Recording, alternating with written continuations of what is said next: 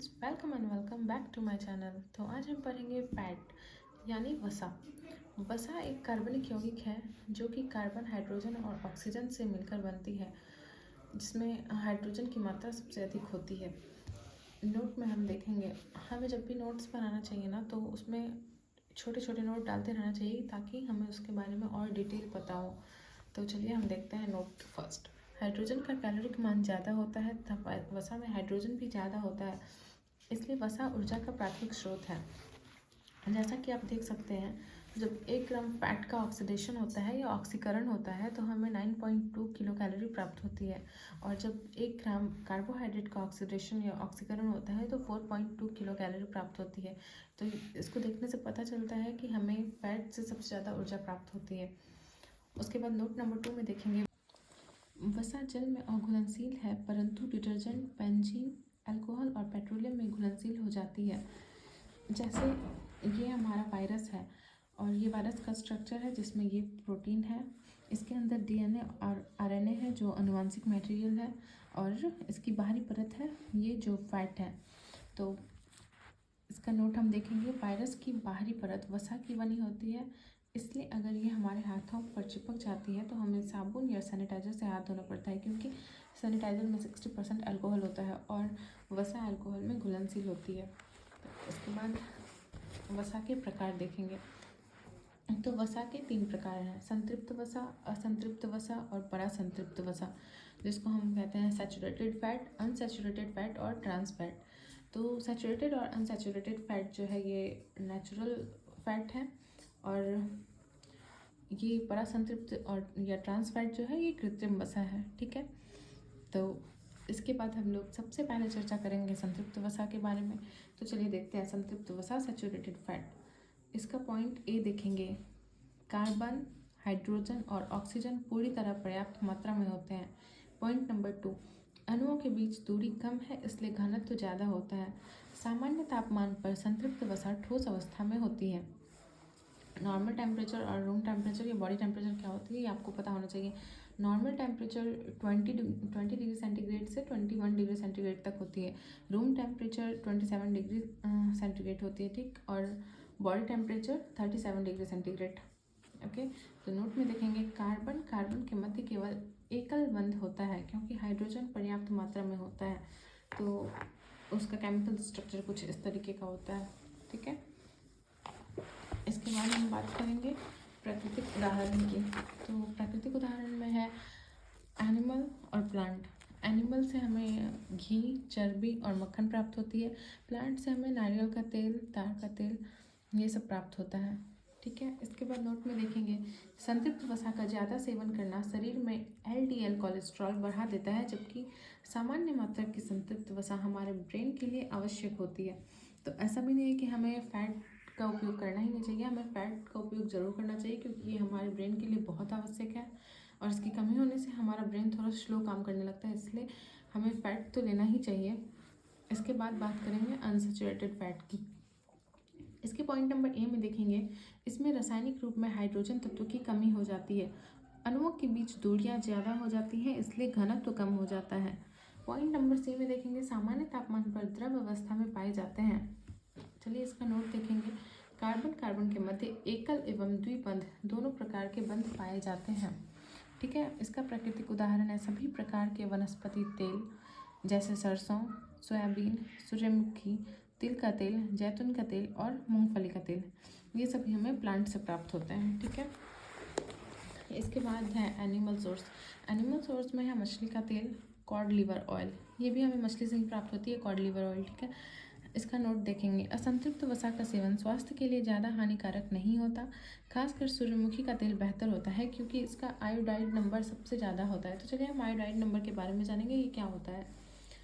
Iodine number, तेल जो हम भोजन में यूज़ करते हैं उसका आयोडीन नंबर जितना हाई होगा वो उतना अनसैचुरेटेड फैट होगा, और जितना कम होगा या जितना लो होगा वो तेल उतना ज़्यादा सैचुरेटेड होगा। तो हमें, जैसा हमने देखा है, हमें अनसैचुरेटेड फैट कंज्यूम करना चाहिए, ना कि सैचुरेटेड फैट। ठीक है, तो चलिए देखते हैं, आयोडीन नंबर किसी भी खाद्य तेल की असंतृप्तता का स्तर बताता है, अर्थात आयोडीन नंबर यदि ज़्यादा होगा तो वह तेल उतना ही असंतृप्त होगा और शरीर के लिए बेहतर होगा।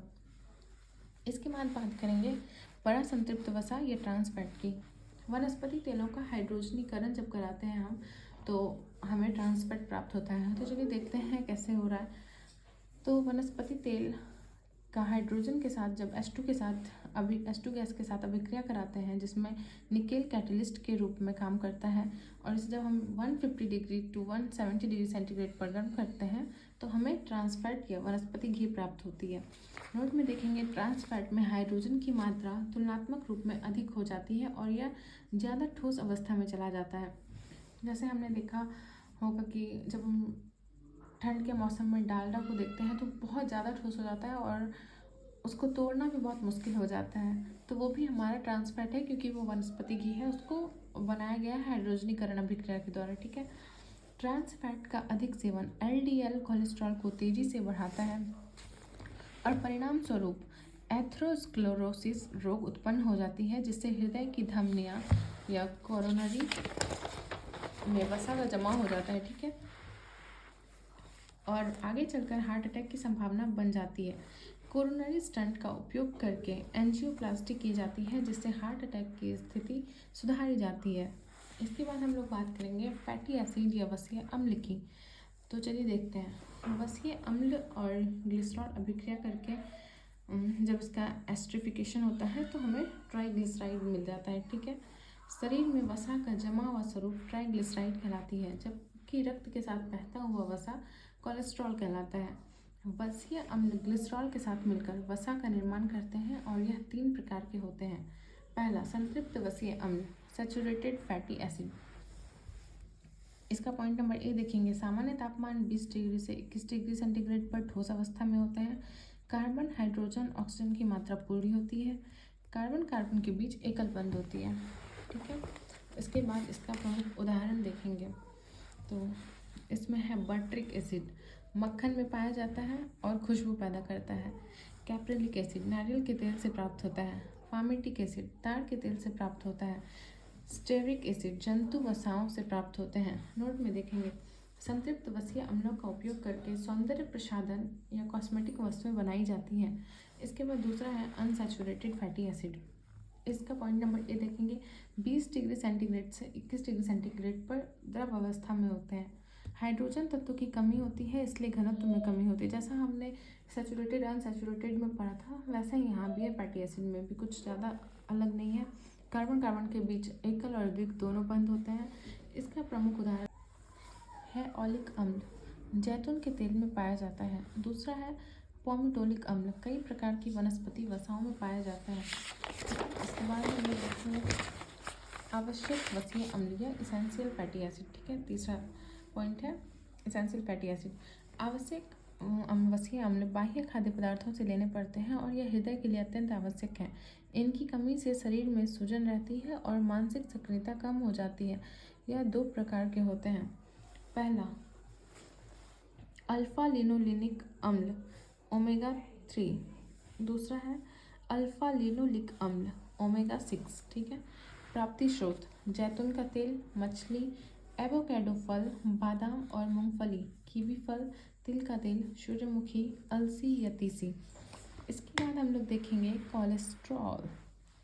कोलेस्ट्रॉल ज़्यादा मात्रा की वसा लेने पर हमारी यकृत की कोशिकाएं उसे वसा और प्रोटीन में बदल देते हैं और यही कोलेस्ट्रॉल है। तो इसका हम लोग देखते हैं कि कैसे ये प्रोटीन में बदल जाता है और वसा में बदल जाता है। ठीक है। तो जब हम फूड कंज्यूम करते हैं तो फैट की अधिक मात्रा होने पे ये लीवर सेल में जाती है और ज़्यादा वसा का बदलाव फैट और प्रोटीन में हो जाता है, जो कोलेस्ट्रॉल बन जाता है। ठीक है। इसके बाद देखेंगे कोलेस्ट्रॉल के कार्य। Work of cholesterol. पहला पॉइंट है कोशिका झिल्ली के निर्माण में कोलेस्ट्रॉल भूमिका निभाता है। तो हम लोग कह सकते हैं cell membrane is equal to protein plus fat या cholesterol is equal to protein plus fat. ठीक है। क्योंकि कोलेस्ट्रॉल भी प्रोटीन और फैट से मिलकर बना है और हमारे सेल का कोशिका झिल्ली सेल मेम्ब्रेन भी प्रोटीन और फैट से मिलकर बना है। दूसरा पॉइंट देखेंगे हमारी त्वचा के नीचे 7 डिहाइड्रो कोलेस्ट्रॉल प्राप्त होता है, जो कि सूर्य के अल्ट्रावायलेट बी UVB के द्वारा विटामिन डी का निर्माण करता है। लगभग 80% विटामिन डी इसी विधि से बनता है। हार्मोन्स और एंजाइम्स के निर्माण में भी कोलेस्ट्रॉल भूमिका निभाता है। कोलेस्ट्रॉल हमें केवल जंतु स्रोतों से मिलता है, जैसे मांस, मछली, अंडा, दूध। कोलेस्ट्रॉल के प्रकार। Type of cholesterol. जब कोलेस्ट्रॉल हमारे रक्त में शामिल हो जाता है तो इसे लिपोप्रोटीन कहा जाता है और ये दो प्रकार के होते हैं। पहला एलडीएल और दूसरा एचडीएल। ठीक है, एलडीएल जो है ये बैड कोलेस्ट्रॉल है और एचडीएल गुड कोलेस्ट्रॉल है। एलडीएल मतलब लो डेंसिटी लिपोप्रोटीन, निम्न घनत्व लिपोप्रोटीन, और हाई डेंसिटी लिपोप्रोटीन, उच्च घनत्व लिपोप्रोटीन। ठीक है, इसके बाद हम लोग देखेंगे बैड कोलेस्ट्रॉल में क्या क्या आता है। बैड कोलेस्ट्रॉल मतलब ट्रांस फैट, मांस, चर्बी, घी, डालडा। ठीक है, और गुड कोलेस्ट्रॉल में तीसी या अलसी, सूर्यमुखी, ऑलिव ऑयल, तिल का तेल, सोयाबीन तेल, ये सब आता है। जब हम बैड कोलेस्ट्रॉल का यूज़ करते हैं तो प्रोटीन कम हो जाता है और फैट बढ़ जाता है, तो इंसान कुछ इस तरीके का दिखने लग जाता है। और जब हम गुड कोलेस्ट्रॉल का यूज़ करते हैं तो प्रोटीन की मात्रा अधिक होती है और फैट की मात्रा कम होती है, तो इंसान फिट रहता है। इसके बाद हम लोग देखेंगे रैंसिडिटी। हमें ये सब पढ़ने की आवश्यकता तो नहीं थी, पर बीपीएससी का जैसा लेवल हो गया है तो हमें हर छोटी छोटी चीज़ों को ध्यान में रखना होगा। ठीक है, तो चलिए रैंसिडिटी के बारे में जानते हैं कि ये क्या होता है। खाद्य तेल ऑक्सीजन से क्रिया करके धीरे धीरे अपनी आंतरिक संरचना में बदलाव कर लेते हैं और दुर्गंध युक्त, हल्के काले और कसैले स्वाद युक्त हो जाते हैं, और यही रैंसिडिटी कहलाती है। हमें कभी भी ना खाने वाले ऑयल को खुले में नहीं रखना चाहिए। जब हम ऑयल को खुले में रखते हैं तो ये ऑक्सीजन से अभिक्रिया करके अपनी स्ट्रक्चर को चेंज कर लेते हैं, जिससे वो ख़राब हो जाते हैं और उनका कलर भी थोड़ा चेंज हो जाता है। तो हमें ऐसे तेल का उपयोग कभी भी नहीं करना चाहिए। ठीक है, नोट में हम देखेंगे रैंसिडिटी से बचने के लिए खाद्य तेल डिब्बा बंद करके रखे जाते हैं तथा चिप्स और कुरकुरे के पैकेट में नाइट्रोजन गैस भर दी जाती है ताकि वो ऑक्सीजन से अभिक्रिया न कर पाए और उसके अंदर नाइट्रोजन की पर्याप्त मात्रा रहे। ठीक है, उसके बाद हम लोग देखेंगे ओबेसिटी या मोटापा। हमारा मस्तिष्क पूरे शरीर को नियंत्रित करता है तथा मस्तिष्क का भाग हाइपोथैलेमस भूख, प्यास तथा पेट भरने का संकेत प्रदान करता है। कई बार हाइपोथैलेमस सही कार्य नहीं करते हैं और हम ज़्यादा भोजन कर लेते हैं। इससे ऊर्जा संतुलन बिगड़ जाता है और अधिक ऊर्जा ट्राइग्लिसराइड में बदल जाती है और यही मोटापा कहलाता है। नोट में हम देखेंगे फर्स्ट पॉइंट, मोटापा भोजन ज़्यादा करने से होता है, आनुवांशिक कारण से भी होता है, आंत के बैक्टीरिया इकोलाई की गुणवत्ता खराब होने से भी होता है और तनाव लेने से भी हो जाता है। ठीक है, तो मोटापा होने का सिर्फ एक कारण नहीं कि हम लोग ज़्यादा खा रहे हैं, और भी कई कारण हो सकते हैं। ठीक है, नोट में हम देखेंगे हमारी शरीर का बॉडी मास इंडेक्स BMI निर्धारित होता है जो कि मोटापा के स्तर को बताता है। BMI 18.5 to 25 सामान्य वजन है और 25 to 30 हो गया तो वजन अधिक है। ठीक है, इसके बाद हम लोग वर्क ऑफ फैट देखेंगे, वसा के कार्य। तो इसका पॉइंट नंबर फर्स्ट देखते हैं। ये इसका पहला कार्य है ऊर्जा प्रदान करना 30 to 35%। दूसरा है शरीर का तापमान नियंत्रित करना क्योंकि वसा ऊष्मा की कुचालक है। तीसरा है कोमल अंगों ब्रेन, हार्ट, लंग्स की सुरक्षा करना। चौथा है शरीर को सुंदर बनाना क्योंकि वसा हमारी त्वचा को चमकदार बनाती है। पांचवा पॉइंट है वसा की कमी से त्वचा पर कील मुहासे आ जाते हैं। छठा है वसा में विटामिन A, D, E के घुली होती है, इसलिए वसा विटामिन के भी स्रोत है। उसके बाद है पाचन तंत्र के दौरान हमारा आमाशय या स्टमक हाइड्रोक्लोरिक अम्ल निकालता है, जिससे बचने के लिए आमाशय की आंतरिक सतह वसा द्वारा ढकी होती है। वसा हमारे भोजन को स्वादिष्ट बनाती है। फल और सब्जियों में सुगंध की वजह भी वसा होती है। वसा प्रोटीन की बचत करती है, अर्थात वसा की पर्याप्त मात्रा होने पर यह प्रोटीन को अपना कार्य करने देती है। इसके बाद है शिशुओं में वसा का बहुत सघन रूप पाया जाता है जिसे ब्राउन फैट टिश्यू कहा जाता है और यह बच्चों को अधिक ठंड से बचाता है। वसा प्राप्ति के स्रोत, पहला है घी। जितना पुराना घी होगा उससे हमें उतनी ज़्यादा वसा की प्राप्ति होगी। दूसरा है डालडा या वनस्पति घी। तीसरा है सभी प्रकार के खाद्य तेल। चौथा है नारियल का बुरादा। पांचवा है बादाम। छठा है काजू और सातवां है तिल का तेल। उसके बाद देखेंगे दूध में वसा। पहला है ऊँटनी का दूध, दूसरा है भैंस का दूध, तीसरा है गाय का दूध, चौथा है मानव माता का दूध। ठीक है, मांसाहारी में वसा, पहला है मांस, दूसरा अंडा और तीसरा मछली। नोट, हमें रेड मीट चिकन मटन ज़्यादा नहीं खाना चाहिए, वाइट मीट मछली खाना। इसके बाद हम देखेंगे अमीनो एसिड, अमीनो अम्ल। अमीनो अम्ल एक कार्बनिक यौगिक है जो कि कार्बन, हाइड्रोजन, ऑक्सीजन और नाइट्रोजन से मिलकर बने होते हैं। इनमें अमीनो ग्रुप NH2 और कार्बोक्सिलिक ग्रुप COOH पाया जाता है। अमीनो अम्ल जीवधारियों के शरीर को बनाए रखता है। पृथ्वी पर 300 प्रकार के अमीनो अम्ल मौजूद हैं, परंतु केवल 20 प्रकार के अमीनो अम्ल जीवधारियों के लिए जरूरी है। प्लांट और माइक्रो ऑर्गेनिजम्स, पादप और सूक्ष्म जीव सभी 20 अमीनो एसिड स्वयं बनाते हैं। ठीक है, इनके अंदर स्वयं बन जाते हैं, जो भी आवश्यक अमीनो एसिड होते हैं वो स्वयं बनते हैं। एनिमल या ह्यूमन, जानवर और मनुष्य में कुछ स्वयं बनते हैं, बाकी को बाह्य खाद्य पदार्थों से लेना पड़ता है। ठीक है, तो देखेंगे ह्यूमन में इसेंशियल आवश्यक अमीनो अम्ल 10 और नॉन इसेंशियल अनावश्यक अमीनो अम्ल 10। आवश्यक अमीनो अम्लों के नाम, पहला है वैलिन, दूसरा है ल्यूसीन, तीसरा है आइसोल्यूसीन, चौथा है लाइसिन, पांचवा है मैथ्योनिन, छठा है फिनाइल एलेनिन, सातवां है ट्रिप्टोफैन, आठवां है थ्रायोनिन। उपरोक्त 8 अमीनो अम्ल वयस्कों के लिए आवश्यक है, बाकी 12 खुद ब खुद बन जाते हैं। ठीक है, और 9वां है अर्जिनिन और 10वां है हिस्टिडीन, जो कि आवश्यक अमीनो अम्ल है।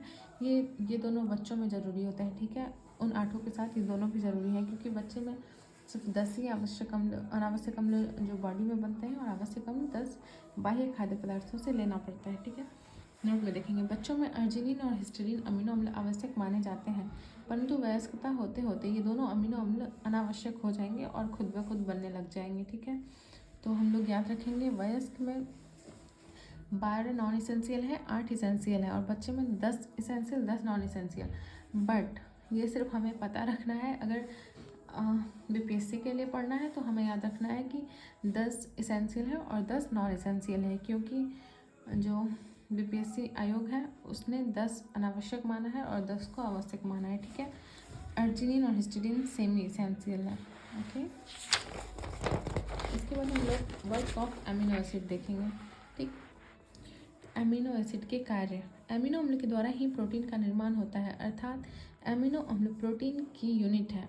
प्रोटीनों की रासायनिक संरचना अमीनो अम्ल पर निर्भर करती है। ट्रिप्टोफैन अमीनो एसिड एनिमल और प्लांट की ग्रोथ के लिए आवश्यक होते हैं तथा मेलेटोनिन नामक हार्मोन उत्पन्न करते हैं, जिससे हमें नींद आती है। यह पौधों में वृद्धि हार्मोन बढ़ाते हैं और विटामिन B5 के निर्माण में सहायक होते हैं। हमारे हीमोग्लोबिन के साथ लोहा या आयरन पाया जाता है, जो कि विशेष प्रोफाइरिन रिंग से बना होता है, जो कि अमीनो अम्लों की कमी होने पर टूट जाती है और शरीर में ब्लड की कमी हो जाती है। प्रोफाइरिन रिंग कुछ इस तरीके का बना होता है। ठीक है, इसके बाद है मांसपेशियों के विकास तथा शारीरिक क्रियाशीलता के लिए भी अमीनो अम्ल जिम्मेदार माने जाते हैं। प्राप्ति स्रोत दूध, दूध उत्पाद, दालें, मछली, मोटा अनाज और अंकुरित गेहूँ। Thanks for watching. अगर आपको वीडियो अच्छी लगी हो तो प्लीज़ लाइक करें, कमेंट करें एंड मेरे चैनल को सब्सक्राइब करें। मैं ऐसे ही आप लोगों के लिए एक एक करके हर चैप्टर को लाती रहूँगी और हम लोग साथ में पढ़ाई करते रहेंगे। तो हमारा अगला टॉपिक होगा प्रोटीन। ठीक है, तो आज के लिए बस इतना ही। बाय।